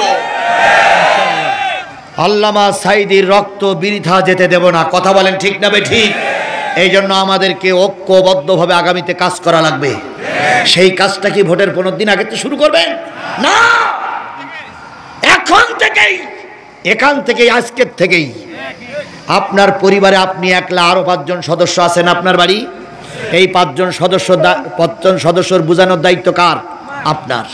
আপনি যদি মনে করেন যে কয়দিন যাক তারপর সময় মতন আসলে আমি কাঁচামেরি লাগবো, দেখবেন তার আগে সব কেনা শেষ। এবার গিলি বলবে ভাই আপনারা আগে আসেননি, আমি যে একজনের ওয়াদা করেছি। আমাদের দেশের লোক কিছু কিছু লোক কিন্তু ওয়াদা করার ওস্তাদ। আবার কিছু কিছু লোক যে বলে, কিছু কিছু লোক একটা সাদা বাংলা বই নিয়ে যায়, বাংলা বই নিয়ে যেয়ে ওই প্যাকেটের ভিতরে করে রাখে। এখন বলে যে আপনার মেয়েটা তো খুব অসুস্থ শুনে আসলাম, তা আপনার আমি 1000 টাকা দিচ্ছি, 1000 টাকা নেন, তা দয়া করে আপনার এই আমার পক্ষে একটু কাজ করেন। তখন ও লোক গরিব মানুষ বলে হ্যাঁ কাজ করবো, সমস্যা কি? তা টাকাটা এখানে দিলাম, এখানতে নেন। টাকাটা নেওয়ার পরে বলতেছে আপনি বলো কোরআন শরীফের পরে তো টাকা নেছেন আমার পক্ষে কাজ করবেন বলে, দয়া করে আমার পক্ষে কাজ করেন। ওই মহিলাটা চিন্তা করলো কোরআন শরীফের উপর তো টাকা নিছি, এই টাকা নিয়ে যদি কাজ না করি তাহলে আল্লাহর কাছে কইবা দিতে হবে। অথচ চেক করে দেখা গেল ওটা কোরআন শরীফ না, ওটা বাংলা বই। এরকম ধোঁকাবাজি আমাদের সমাজেই আছে। কথা বলেন ঠিক না ঠিক? এই জন্য ওই দেখায় যেন আমার মা বোনেরা পড়তে না পারে, এই জন্য আজকের থেকে টার্গেট নিয়েই কাজ করতে হবে। তাহলে যে জিনিসটা বোঝাতে চাচ্ছিলাম, সর্বপ্রথম জান্নাতে যাবে তারা কারা? সর্বপ্রথম যারা জান্নাতে যাবে তারা কারা? আরো জোরে বলেন তারা কারা? নবীদের দলে যদি আপনি থাকতে চান, কোন নবী দাড়ি কাটেন নাই। কোন নবী কি কাটেন নাই? দাড়ি কাটেন নাই। আর একটা সুন্নত নবীদের ভিতরে ছিল, কোন নবী বেনামাজি ছিল না। পৃথিবীর কোন নবী বেনামাজি ছিল না, কিন্তু আমাদের সমাজে কিছু পীর আছে বেনামাজি পীর। দাড়ি কাটে না, চুল কাটে না, গোপ কাটে না, বগল কাটে না, আরো কিছু জায়গার পানি আছে, আরো কিছু জায়গায় চুল আছে, কাটেই না, নামাজও পড়ে না, সারা জীবন গোসল করে না, বছরে একবার গোসল করে, একবার। পীরিরে চেয়ারের ভিতরে বসাই রাখি, আর কিছু নারী পুরুষ তার মাথার পরে পানি দেয়, আর ওই পানিগুলো পেপারের পর দিয়ে একটা নালা দিয়ে চলে যায়, আর ওই নালায় ভক্ত মুরিদিরা গ্লাস নিয়ে বসে থাকে। ওই পানি যখন যায় ভক্তরা ওই পানি খায় আর কয় এটা হলো বরকতের পানি। ও আল্লাহর বান্দা, বরকতের পানি কত জায়গা ধুইয়া আসছে তা কি একবার খেয়াল করেছো? বরকতের পানি ধুইতেছে, মাথা উঁচু নিচু সব জায়গায় ধুইয়া আসতেছে, আর ও কয় বরকতের পানি। তাহলে বেনামাজি পীর পাওয়া যায়, দাড়ি কাটা পীর পাওয়া যায়। আট্রসির ময়দানে যেয়ে দেখেন পীরির দাড়ি হলো পিছন দিক, পীরির দাড়ি কোন দিক? সামনের দিক ছাপ্পান ছাপ্পা, পিছন দিক দাড়ি। পানির ভিতরে আগুন জ্বলে, পানির ভিতরে আগুন জ্বলে, ঝড় বাতাসে নেবে না। খাজা বাবার মুরিদি হইলে নামাজে রোজা লাগে না, খাজা বাবার মুরিদি হইলে নামাজে রোজা লাগে না। পানি গড় গড়াইয়া পড়তাছে, হে বাবা আমায় ডাকতাছে। পানি গড় গড়াইয়া পড়তাছে, হে বাবা আমায় ডাকতাছে। আইরে মানিক আমার বুকে, বুকের ভিতর আছে প্রাণ, তার ভিতরে মেশিন গান। ভান্ডারি বাবা আমায় পাগল বানাইছে।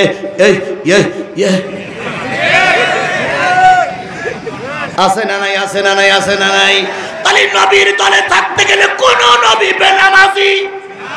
তাহলে তুমি আমি যদি নবীর দলে থাকতে চাই, কোন বেনামাজির দলে থাকলে হবে না, থাকতে হবে নামাজিদের দলে। এবার জাতীয় পার্টি, আওয়ামী লীগ, জামাত ইসলাম আর বিএনপি, 4টে দল, অন্য ছোট দলদের ভিতরে আমি যাব না। আপনারা বুকে হাত দিয়ে বলুন তো, এই 4টে দলের ভিতরে নামাজি কোন দলে বেশি? নামাজি কোন দলে বেশি? নাম না বললেই মনে হয় ভালো। নামাজি যে দলে বেশি, ওই দলেই তোমাকে থাকা লাগবে। কার নির্দেশ? আরো জোরে বলেন, কার নির্দেশ? ইয়াউমা নাদু কুল্লা উনাসিম বিইমামিহিম, কিয়ামতের দিন সকল নেতাদের ডাকা হবে, সকল অনুসারীদের ডাকা হবে, নেতা সহ, ইমাম সহ ডাকা হবে সকল মুক্তাদিরকে। এখন ইমাম যদি জান্নাতে যায়, তুমি আর আমি জান্নাতি। ইমাম যদি জাহান্নামে যায়, তুমি আর আমি জাহান্নামী। এবার বলুন তো, আওয়ামী লীগের প্রতিষ্ঠাতা যিনি, তিনি নামাজি না বেনামাজি আমি শুনবো না। বিএনপির প্রতিষ্ঠাতা যিনি, তিনি নামাজি না বেনামাজি তাও আমি শুনবো না। জাতীয় পার্টির যিনি প্রতিষ্ঠাতা, তিনি বেনামাজি না নামাজি তাও আমি শুনবো না। বাংলাদেশ জামাত ইসলামীর প্রতিষ্ঠাতা এবং এখন বর্তমান যারা নেতৃত্ব দিচ্ছে, তারা নামাজি না বেনামাজি? যদি নামাজি হয় আর এই দলটা যদি জান্নাতে যাবে মনে করেন, ওই দলের সঙ্গে আপনিও থাকলে আপনিও যাবেন আল্লাহর জান্নাতে। দলিলটা যদি জিহাদি দেয় তাহলে আপনারা আমাকে বালুয়াহাট পার হতে দেবেন না। আল্লাহ রসুল বলেছেন, মান তাসাব্বা বিকৌমিন ফাহুয়া মিনহু। যেই জাতির সঙ্গে, যেই গোষ্ঠীর সঙ্গে, যেই জাতির যেই গোষ্ঠীর ওঠা বসা, কিয়ামতের দিন ওই জাতি বা ওই গোষ্ঠীর সঙ্গে হয় তোমার জান্নাত নাই জাহান্নাম। এবার প্রমাণের জন্য আল্লাহ রসুলের কাছে প্রশ্ন করা হলো, ইয়া রাসূলুল্লাহ, ইয়া উম্মুল কওমা আকরাহুম লিকিতাবাল্লাহ। নবী বলেন, নবীর সাহাবীরা বলেন, ইয়া রাসূলুল্লাহ, আমাদের সামনে ছেলে, বসো বসো বসো, মুরব্বি মুরব্বি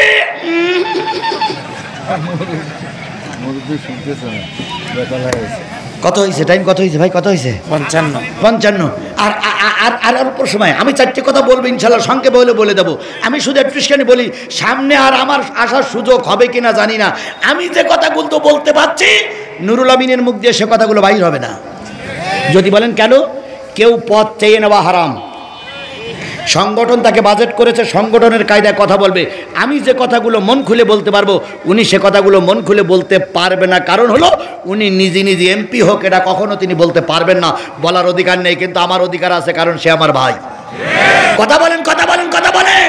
আমি আমার ভাইয়ের জন্য রক্ত দিতে পারি, আমি আমার ভাইয়ের জন্য জনগণের পায়ে ধরতে পারি, তবুও চাই আমার ভাই যেন ফুলের মালা নিয়ে আমাদের মাঝে ফিরে আসে। কথা বলেন, কথা বলেন, কথা বলেন। সুতরাং হাদিসটা ভালো করে শোনেন। রসুলের কাছে প্রশ্ন করেন, ইয়া রাসূলুল্লাহ, আমাদের সমাজে নেতা হবে কারা? নবীজি বললেন, সবচেয়ে ভালো করে কোরআন শরীফ যে পড়তে পারে তারে নেতা বানাবা। ইয়া রাসূলুল্লাহ, সাওয়াবুন, সব নেতারা যদি ভালো করে কোরআন শরীফ পড়তে পারে তাহলে কে নেতা হয়? ফাআকদামুহুম বিসুন্নাহ, যার সুন্নতের পাবন্দি আছে, এলেম কালাম আছে, আল্লাহ রসুলকে যারা বেশি মান্য করে তারে নেতা বানাবা। ইয়া রাসূলুল্লাহ, ওটাও যদি সময় হয় তাহলে বলেন হিজরা, যে ব্যক্তি সবচেয়ে সময় বেশি দান করেছে, বেশি ক্ষতিগ্রস্ত হয়েছে, তাকে তোমরা নেতা বানাবা। ইয়া রাসূলুল্লাহ, ওটাও যদি সমান হয় তাহলে দেখবা বয়স্কার বেশি। ইয়া রাসূলুল্লাহ, ওটাও যদি সমান হয় তাহলে দেখবা কার স্ত্রী পর্দায় থাকে। ইয়া রাসূলুল্লাহ, ওটাও যদি সমান হয় তাহলে দেখবা কার স্ত্রী বেশি সুন্দরী। কারণ যার স্ত্রী সুন্দরী সে পরের বেড়ার দিকে নজর করে না। এই জন্য দেখবা যে কার স্ত্রী বেশি সুন্দরী।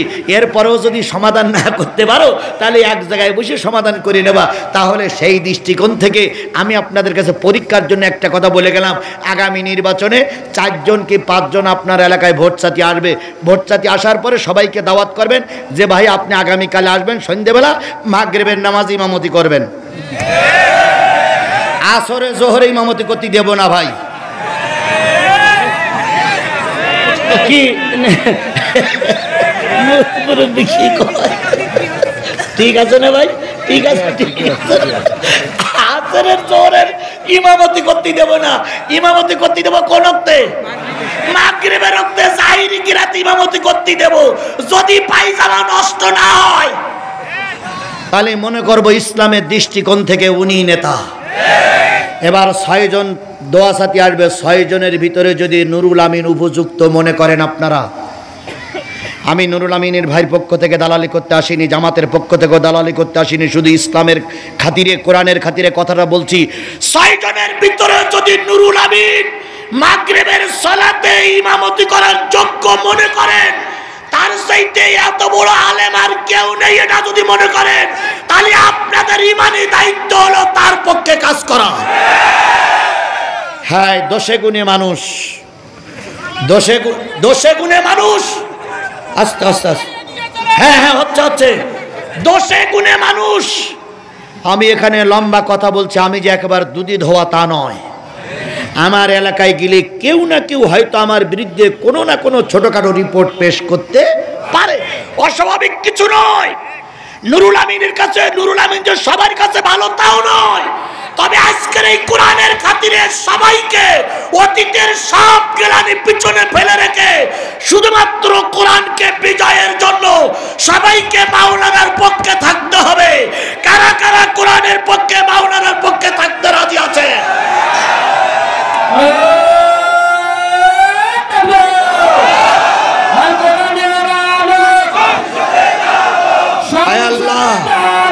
হাতগুলো উঁচু করে রাখেন। আয় আল্লাহ, আয় আল্লাহ, আমি একজন মুসাফির। হেদায়েতের চাবিকাঠি আমার হাতে নয়, হেদায়েতের চাবিকাঠি তোমার হাতে। আমি কষ্ট করে এই ভোর দুপুরে হাজারো মাইল, 100 মাইল পথ অতিক্রম করে এসে তোমার গোলামদেরকে তোমার পর্যন্ত পৌঁছায় দিলাম। হেদায়েতে তুমি দয়া করে আমাদের সবাইকে হেদায়েত দিয়ে দাও। আজকের এই শপথটা যেন অন্ধকার কামরায় যে আমরা মনে রাখতে পারি, আমাদের এই শপথের কথা মৃত্যুর আগ পর্যন্ত মনে রাখার তৌফিক দিয়ে দাও। আল্লাহ আমাদের কবুল করুক, সকলে মিলে বলুন আমিন। তালি বলতেছিলাম মদিনাতুল উলুম আদর্শ নুরানি মহিলা হাফিজিয়া মাদ্রাসার উদ্যোগে মাহফিল হচ্ছে 20 জানুয়ারি। কোন জায়গাটা? কাজদাও ব্রিজ। সেখানে আমি থাকবো ইনশাল্লাহ। 20 জানুয়ারি মনে থাকবে আপনাদের? 20 জানুয়ারি মনে থাকবে? দিনে না, দিনে ইনশাল্লাহ। আচ্ছা, ওটা পরে। এখান থেকে কয়েকদিন আগে একটা মাহফিল হয়ে গেছে না? ওখানে যে কথাগুলো বলেছিলাম সে কথা ছাড়া আজকে কিছু নতুন কথা আসছে কিনা? ওখানে শুরু করেছিলাম আলতাকুম মিনকুম উম্মাতুন, তোমাদের ভিতরে একটা দল থাকবে। ওখানে দলের গুণাবলী বলেছিলাম। কথা বলেন ঠিক না ঠিক? আজকের আলোচনার বিষয় হবে জান্নাতে যাবে কারা।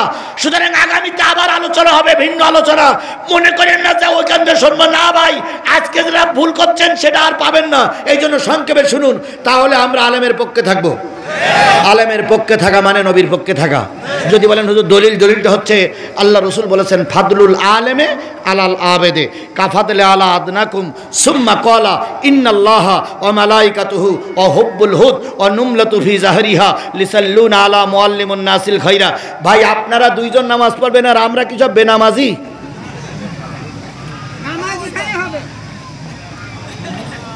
আমি 5 মিনিট সময় চেয়ে নিলাম, তার ভিতরে দুইজন উঠলেন। নামাজ আমরা এখানে নামাজ পড়ব, নুরুল আমিন ভাইয়ের ইমামতিতে আমি নামাজ পড়ব ইনশাল্লাহ। অনেকবার পালাই যেতে হয়েছে, অনেকবার লাইট নিবাই যেতে হয়েছে, অনেকবার আজান দিয়েছে সেই ভাগে পালাতে হয়েছে। এখন কি আর সেই সময় আছে? এখন কি আর পালাই যাওয়া লাগে? নুরুল আমিনের ভাইয়ের ইমামতি আজকে আসরের সালাত হবে এখানে, আপনাদের ইমামের নেতৃত্বে আমরা ইক্তেদা করবো ইনশাআল্লাহ। সুতরাং আমরাও নামাজে, আমার কথাগুলো শেষ করতে দেন, 2-3 মিনিটের ভিতরে শেষ হবে। তাহলে আমরা যদি, আল্লাহ রসুল বলেছেন তোমরা সাহাবী, তোমার কাছে আমার মর্যাদা যেমন শেষ জামানায় একজন আলেমের মর্যাদা সাধারণ মানুষের কাছে তেমন। আমরা সাধারণ মানুষ, ওনারা বড় আলেম। মাজলিসুল মুফাসসির বোঝেন আপনারা? বাংলাদেশের যত বক্তা আছে সব বক্তাদের একটা সংগঠন, সেই বক্তাদের সংগঠনের সেক্রেটারি জেনারেল ইনি। ও তারেক মনোয়ার বলেন আর আমির হামজা বলেন আর আজারি বলেন, ওই দলের সেক্রেটারি ইনি। যেমনি তেমনি ভাবে সেক্রেটারি হয়নি। সেই ব্যক্তি আপনার পীরগঞ্জের সন্তান। ভুলে গেলে চলবে না, আল্লাহ আপনাদের সম্মান দিয়েছে, এই সম্মানটা ধরে রাখার দায়িত্ব কিন্তু আপনাদের। যদি আপনারা সম্মানটা ধরে না রাখতে পারেন তাহলে সব মুফাসসিররা মনে মনে ভাববে যে নুরুল আমিন ভাইয়ের এলাকার মানুষ নুরুল আমিন ভাইকে চায় না। এত বড় বেইজ্জতি আমরা হতে দেব না, এত বড় অসম্মান আমরা করতে পারি না। কথা বলেন ঠিক না বেটি? এই জন্য নিজের রক্ত বিন্দু দিয়ে হলেও আলেমের পক্ষে থাকবো। আল্লাহ রসুল বলেছেন ইন্নাল্লাহা মালাইকাতুহু ওয়া হুব্বুল হুদ, নিশ্চয়ই আল্লাহ, ফেরেশতা, গর্তের পিপিলিকা একজন আলেমের জন্য ভালো দোয়া করে। আমরাও সেই আলেমের পক্ষে থাকবো ইনশাআল্লাহ। তাহলে কয় শ্রেণীর মানুষ জান্নাতে যাবে? তার ভিতরে নবীর বিকল্প কেউ নেই। মিনান নাবিয়িন ওয়া সিদ্দিকিন। 2 নম্বরে যারা জান্নাতে যাবে তারা সিদ্দিক মানে কি? সত্যবাদী। আমরা অনেক সময় মিথ্যা কথা বলে ফেলি, ইচ্ছা করে অনিচ্ছা হোক। সুতরাং আমরা নবী হতে পারবো না, সিদ্দিক হতে পারবো না। শহীদেরা যাবে জান্নাতে, আমরা শহীদ হতে পারবো না। মিনাস সালেহিন, আমরা আশা করি আমরা সালেহিনদের অন্তর্ভুক্ত হতে পারবো। আর সালেহিনদের অন্তর্ভুক্ত হলে আল্লাহ বলতেছেন কুনু মাস সাদিকিন, সত্যবাদীদের সঙ্গে থাকো। ওয়ারকাউ মার রাকিন ওয়াসজুদু মাস সাজিদিন, রুকুকারীদের সঙ্গে থাকো, সেজদাকারীদের সঙ্গে থাকো। আমরা ইনশাআল্লাহ সেজদাকারী, রুকুকারী, সালেহিনদের সঙ্গে থাকবো ইনশাআল্লাহ। এবার আমি একটা হাদিস বলেছিলাম, আফজালুল জিহাদ কালিমাতুল হক ইনদা সুলতানুন জায়ের। সবচেয়ে বড় জিহাদ হচ্ছে জালেম শাসকের সামনে সত্য কথা বলা। আমরা এই বিগত 15 বছর যতগুলো মৌলবী কথা বলেছে তার ভিতরে হাতে গোনা কয়েকজন মৌলবী ছাড়া আর প্রায় সব মৌলবীরা কথা বন্ধ করে বসেছিল। কথা বলেন ঠিক না বেঠিক?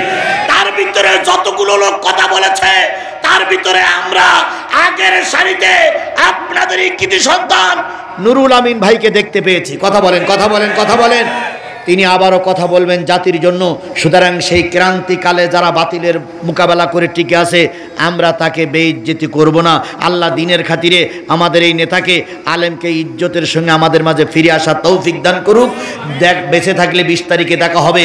ওমা তৌফিকি ইল্লা বিল্লাহ ওয়া আখিরু দাওয়ানা আনিল হামদুলিল্লাহি রাব্বিল আলামিন। সূরা ফাতিহা ইখলাস শরীফ পড়ি সবাই। বিসমিল্লাহির রহমানির রহিম, আলহামদুলিল্লাহি রাব্বিল আলামিন, আর রহমানির রহিম, মালিকি ইয়াউমিদ্দিন, ইয়াকা না'বুদু ওয়া ইয়াকা নাস্তাঈন, ইহদিনাস সিরাতাল মুস্তাকিম, সিরাতাল লাযীনা আন'আমতা আলাইহিম গায়রিল মাগদুবি আলাইহিম ওয়ালাদ-দাল্লিন।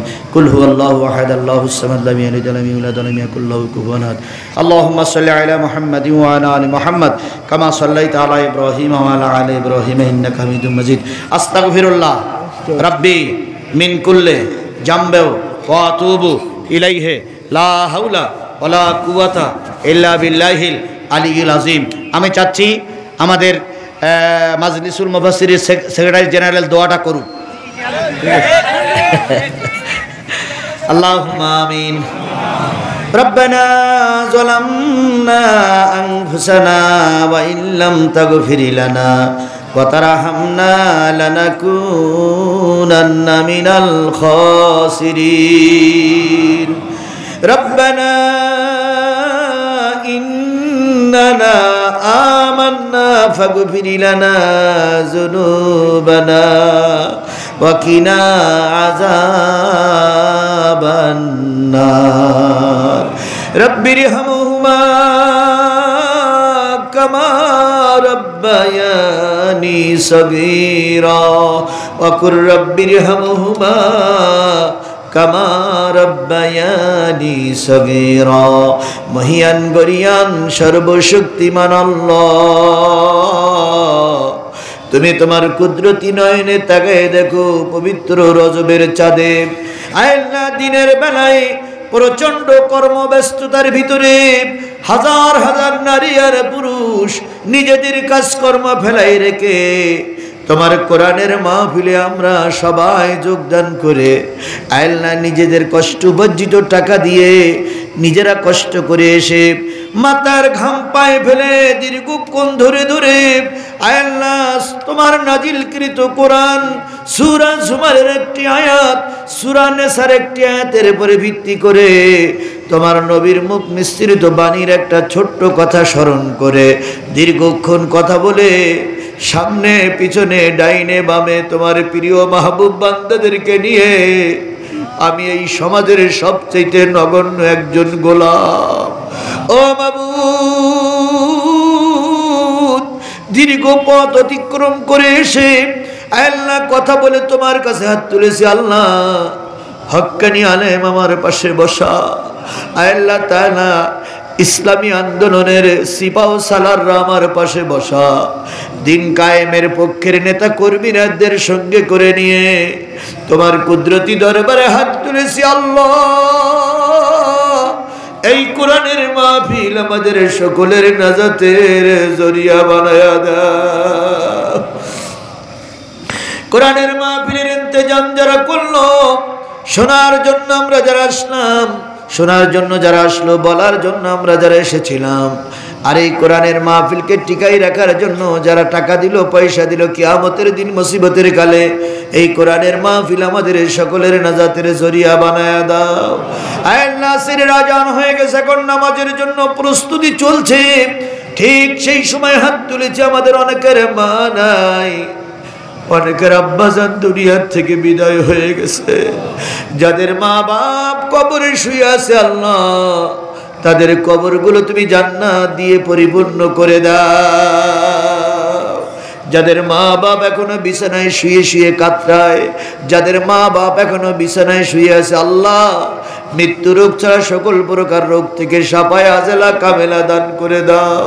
রব্বুল আলামিন হাজার হাজার নারী আর পুরুষদের দিয়ে দোয়া করতেছি আল্লাহ একটা মাহবুব বান্দা বান্দি কি তোমার ভিতরে নাই যদি তিনি থাকে তার সঙ্গে আমাদের দোয়াগুলো কবুল করে নাও রব্বুল আলামিন দীর্ঘ 15.5 বছর কষ্ট পেয়েছি দীর্ঘ 53টা বছরে কত সরকার আসলো কত সরকার গেল কত মানুষ জাতীয় সংসদে গেল জাতীয় সংসদ থেকে বেরিয়ে আসলো কেউ কোরআনের রাজ কায়েম করেনি করার চেষ্টাও করেনি ও মাবুদ দীর্ঘ রক্ত দীর্ঘ লাশের পর অনেক লাশ আর অনেক রক্তের পর এবার আমরা মনে করছি বাংলার জমিনে কোরআন রাজ কায়েমের একটা সুবর্ণ সুযোগ এসেছে ও মাবুদ জাতিরে বোঝার তৌফিক দাও এই সুযোগ যদি আমরা হাতছাড়া করি আরো হয়তো 100 বছর আমাদের অপেক্ষা করা লাগবে বেধর্মীদের কাছে আরো 100 বছর হয়তো আমাদের মারি খাওয়া লাগবে তাই এই সুযোগটা হাতছাড়া না করে এবারেই যেন আমরা কোরআনওয়ালাদের জাতীয় সংসদে পৌঁছাতে পারি দয়া করে এই পরিবেশটা আমাদের ধরে রাখার তৌফিক দিয়ে দাও রব্বুল আলামিন মুসাফিরের দোয়া তুমি ফিরাও না মাজলুমের দোয়া তুমি ফিরাইয়া দাও না ও মাবুদ এই জালেমের বাচ্চারা 5 দিন আমার চোখ বেঁধে রেখেছিল এই জালেমের বাচ্চারা 5 দিন আমার হাত খুলিনি পা খুলে দেয়নি পায়খানা করার পরে অশ্রমে যাওয়ার পরে পায়খানা বাদ ছাড়ার পরে একটু পানি চেয়েছিলাম জায়গা পরিষ্কার করার জন্য এই জালেমেরা ততটুকু পানি আমাদের দেয়নি ও মাবুদ এত কষ্ট করেছি দুঃখ নাই আল্লামা সাইদি 50টা বছর কোরআনের দাওয়াত দিয়ে 13 বছর জেলখানা থেকে বিদায় নিল। তার জীবনের ইচ্ছা, যত কষ্ট হয়েছে সব কষ্ট জীবন থেকে মুছে যাবে যেদিন শুনবো বাংলার জমিনে কোরআনের রাজ কায়েম হয়েছে। ও বাবু, একটা বারের জন্য, একটা পিরিয়ডের জন্য, একটা সময়ের জন্য, একটা অবস্থার জন্য, একটা সময়ের জন্য তুমি বাংলার জমিনকে কোরআনের জমিন বানায় দাও। একটা বারের জন্য জাতীয় সংসদকে কোরআনের সংসদ বানিয়ে দাও। একটা বারের জন্য আমার দেশটারে তুমি কোরআনের দেশ বানায় দাও। যদি আমার দেশ কোরআন দিয়ে চলে, মরহুম নেতারা সবাই শান্তি পাবে। যদি আমার দেশে কোরআনের রাজ কায়েম হয়, আল্লামা সাঈদীর আত্মা শান্তি পাবে। আমার দেশ যদি কোরআনের দেশ হয়ে যায়, হেফাজতের আলেমরা শান্তি পাবে। বাবু, তোমার কুদরতি পায়ে ধরে দোয়া করতেছি। লোক আমাদের বেশি, জনবল আমাদের বেশি, এই দিকে আনন্দ করার কোনো সুযোগ নাই। তুমি যদি রহমত না করো, হাজারো চেষ্টা করে আমরা কিছুই করতে পারবো না। আমরা আমাদের চেষ্টা চালিয়ে যাচ্ছি বাবু। তুমি এবার আমাদের উপরে একটু কুদরতি রহমত করো বাবু। আল্লাহ, আমাদের দেশটা কোরআনের দেশ হয়েছে, এটা দেখে মৃত্যুবরণ করার তৌফিক দিয়ে দাও। আল্লাহ, তোমার একজন প্রিয় মাহবুব বান্দা, তোমার বান্দাদের কাছে তুলে দিয়ে গেলাম, শপথ দিলাম, তাদেরকে নিয়ে শপথ বাক্য পাঠ করালাম, সবাই কোরআনের পক্ষে থাকবে। মাবুদ, আমাদেরকে কোরআনের পক্ষে কাজ করার তৌফিক দিয়ে দাও। 5 জন লোক ভোটে দাঁড়ালো, একজন গাঁজাখোর, একজন বেনামাজি, একজন দাড়ি কাটা, আর একজন দিন কায়েমের বিরুদ্ধে, আর একজন দাড়িওয়ালা, টুপিওয়ালা, পাগড়িওয়ালা কোরআন কায়েমের পক্ষে। ও বাবু, নবীর উত্তর সুরি যদি অপমানিত হয়, নিশ্চয়ই আমার নবী অপমানিত হবে। তাই আমাদের শেষ রক্তবিন্দু দিয়ে হলেও যেন নবীর উত্তর সুরির গলায় মালা পরিয়ে আমরা যেন ঘরে ফিরতে পারি। দয়া করে এই রহমতটুকু আমাদের পীরগঞ্জের জন্য তুমি করে দাও। পীরগঞ্জের মাটি ও মানুষের বন্ধুকে আমরা যেন ফুলের মালা দিয়ে বরণ করতে পারি, এমন পরিবেশ তুমি তৈরি করে দাও। দয়া করে আমাদের দেশটারে বিদেশি আগ্রাসন থেকে আমাদের হেফাজত করো। আমাদের দেশটারে তুমি রহমত করো, আমাদের দেশটারে তুমি হেফাজত করো। দয়া করে আমাদের সকলের দোয়া কবুল করো। আজকের সভাপতি, আজকের প্রধান অতিথি সহ যে যা দান করেছে, সকল দাতার দানগুলো কবুল করে নাও। শুধু শপথ মা বোন পুরুষদের করলে হবে না, মা বোনেরাও আছে, এই শপথের সঙ্গে মা বোনদেরকে অংশীদারিত্ব করে তাদেরকে ঐক্যবদ্ধ হয়ে কাজ করার তৌফিক দিয়ে দাও। সুবহান রাব্বিকা রাব্বিল ইজ্জাতি আম্মা ইয়াসিফুন ওয়া সালামুন আলাল মুরসালিন ওয়ালহামদুলিল্লাহি রাব্বিল আলামিন। আসসালামু আলাইকুম। আজান এখনই আজান দেন।